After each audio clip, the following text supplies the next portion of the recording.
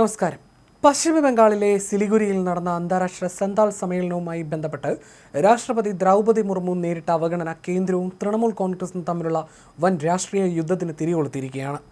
രാജ്യത്തെ പരമോന്നത പദവിയെ സംസ്ഥാന ഭരണകൂടം അപമാനിച്ചുവെന്ന് പ്രധാനമന്ത്രി നരേന്ദ്രമോദി ആരോപിക്കുമ്പോൾ രാഷ്ട്രീയ ലാഭത്തിനായി BJP രാഷ്ട്രപതിയെ കരുവാക്കുന്നുവെന്നാണ് തൃണമൂൽ കോൺഗ്രസിന്റെ പ്രത്യാക്രമണം. മാർച്ച് 7 ഡാർജിലിംഗിലെ സിലിഗുരിയിൽ നടന്ന 9ാമത് അന്താരാഷ്ട്ര ആദിവാസി സന്താൾ സമ്മേളനത്തിലാണ് വിവാദങ്ങൾക്കാസ്പദമായ സംഭവങ്ങൾ അരങ്ങേറിയത്. ചടങ്ങിലെ സൗകര്യക്കുറവിലും വേദി മാറ്റിയതിലും രാഷ്ട്രപതി പരസ്യമായി അതൃപ്തി പ്രകടിപ്പിച്ചു. മുഖ്യമന്ത്രി മമതാ ബാനർജി തന്നെ സ്വീകരിക്കാൻ വരാത്തതിനെക്കുറിച്ചും ദ്രൗപദി മുർമു അത്ഭുതം പ്രകടിപ്പിച്ചു. സാധാരണയായി രാഷ്ട്രപതി വരുമ്പോൾ മുഖ്യമന്ത്രി സ്വീകരിക്കേണ്ടതാണ്, മറ്റു മന്ത്രിമാരും സന്നിഹിതരാകേണ്ടതുണ്ട്. എന്നാൽ അവർ വന്നില്ല. ഗവർണർ മാറിയതിനാൽ അദ്ദേഹത്തിന് വരാൻ സാധിച്ചില്ല. എന്നാൽ തീയതി നിശ്ചയിച്ചതുകൊണ്ട് ഞാൻ വന്നുവെന്ന് രാഷ്ട്രപതി പറഞ്ഞു. പരിപാടിയുടെ വേദി മാറ്റിയതിലും ആളുകൾ കുറഞ്ഞതിലും രാഷ്ട്രപതി അതൃപ്തി പ്രകടിപ്പിച്ചു. ആളുകൾക്ക് വരാൻ ബുദ്ധിമുട്ടുള്ള ഒരു സ്ഥലത്താണ് ഇന്നത്തെ പരിപാടി നടക്കുന്നത്. ഒരുപക്ഷെ സംസ്ഥാന സർക്കാരിന് ഗോത്രവർഗ്ഗക്കാരുടെ ക്ഷേമം വേണ്ട എന്നതുകൊണ്ടാകാം അവരെ ഇങ്ങോട്ട് വരുന്നത് തടഞ്ഞതെന്നും മുർമു പറഞ്ഞു. മമതാ ബാനർജി എൻ്റെ അനിയത്തിയെ പോലെയാണ്. ഞാനും ബംഗാളിൻ്റെ മകളാണ്. അവർക്ക് എന്തെങ്കിലും വിഷമം ഉണ്ടായതുകൊണ്ടാണോ വേദി മാറ്റിയതെന്ന് എനിക്കറിയില്ല. എന്തായാലും അത് സാരമില്ല. എല്ലാവരും സുഖമായിരിക്കട്ടെ എന്നായിരുന്നു രാഷ്ട്രപതി പറഞ്ഞത്.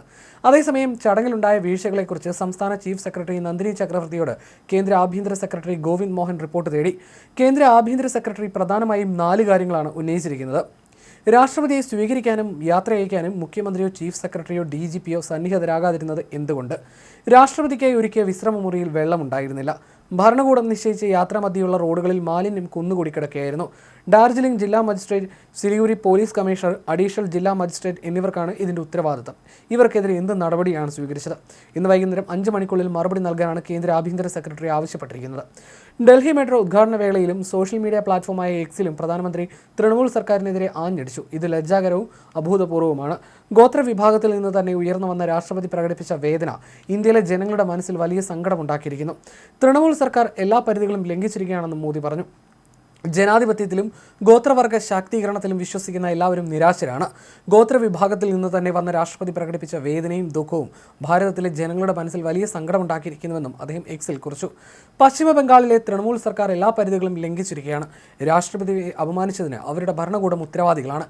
സന്താൽ സംസ്കാരം പോലുള്ള സുപ്രധാനമായ വിഷയത്തെ പശ്ചിമ ബംഗാൾ സർക്കാർ ഇത്ര ലാഘവത്തോടെ കൈകാര്യം ചെയ്തത് നിർഭാഗ്യകരമാണ്. രാഷ്ട്രപതി പദവി രാഷ്ട്രീയത്തിനതീതമാണ്. ആ പദവിയുടെ വിശുദ്ധി എപ്പോഴും ബഹുമാനിക്കപ്പെടണം. പശ്ചിമ ബംഗാൾ സർക്കാരിനും തൃണമൂൽ കോൺഗ്രസിനും നല്ല ബുദ്ധി തോന്നുമെന്ന് കരുതുന്നുവെന്നും പ്രധാനമന്ത്രി കൂട്ടിച്ചേർത്തു. ആരോപണങ്ങളെ കണക്കുകൾ നിരത്തിയാണ് മുഖ്യമന്ത്രി മമതാ ബാനർജി നേരിടുന്നത്. രാഷ്ട്രപതിയുടെ സെക്രട്ടേറിയറ്റ് നൽകിയ ഔദ്യോഗിക പട്ടികയിൽ മുഖ്യമന്ത്രിയുടെ പേരുണ്ടായിരുന്നില്ലെന്നും അതുകൊണ്ടാണ് താൻ പോകാതിരുന്നതെന്നുമാണ് മമത വ്യക്തമാക്കുന്നത്. ഇതൊരു സ്വകാര്യ സംഘടന നടത്തിയ പരിപാടിയായിരുന്നു. സൗകര്യങ്ങളുടെ കുറവ് നേരത്തെ തന്നെ രാഷ്ട്രപതിയുടെ ടീമിനെ അറിയിച്ചിരുന്നുവെന്നും അവർ കൂട്ടിച്ചേർത്തു.